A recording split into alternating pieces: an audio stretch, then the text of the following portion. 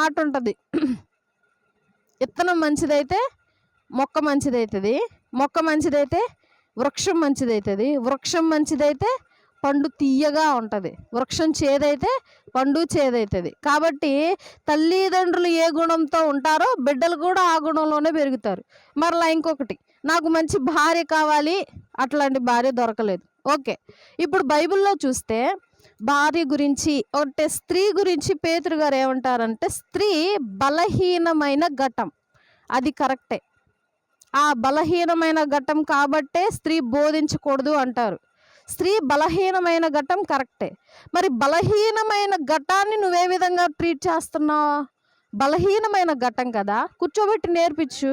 మరి అందుకే స్త్రీకి ఎప్పుడైనా ఏ బోధలో అయినా డౌట్ వస్తే పాస్టర్ని అడగమంటలా. ఎవరిని అడగాలంట? భర్తను అడగాలంట. ఇంటికి వెళ్ళి కూర్చోబెట్టి భర్తను అడుగు నీకేమైనా కావాలంటే.